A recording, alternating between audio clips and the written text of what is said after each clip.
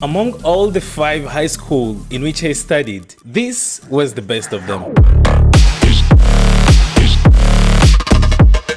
I went there to showcase how their morning routine is. Don't mind, like, there are so many schools like this, and some others might have a different routine. Depends on the student, depends on the school, depends on the capacity of students and everything. But at least I think most schools in Congo have the exact same routine for the morning. Okay, the very first thing which you have to do in order to reach the school, it was using the bus, because the school is kind of separated a little bit from the city. And once the bus reached the college, students, teachers, or anyone who came from the city to the college, they have all to leave and go in their office or in class to leave the bag or to do other stuff which you have to do just when you reach the college. The next thing, which usually is in between 7:30 or 8 o'clock a.m., it's going for the assembly. And in the assembly here, there are different steps which are being done here, which might not be exactly same to a different school, but at least these also are majorly done in most Congolese schools. Is that there is first of all singing the national anthem, which is kind of very common in most Congolese schools.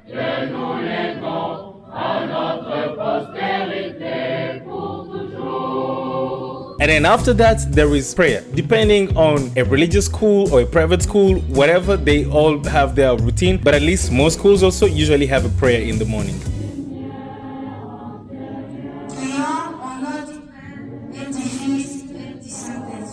And then after that, there are now announcements. In this time of announcement, that's when they say new rules or something which is going to happen, or if they caught some guys cheating or whatever. That's the time when the authorities have to showcase how strict a school is.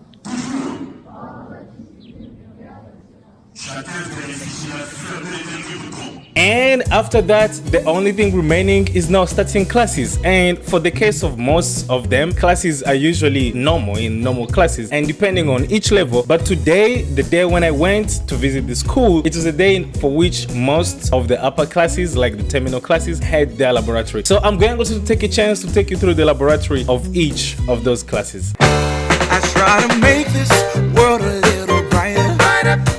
The flame was put to rest.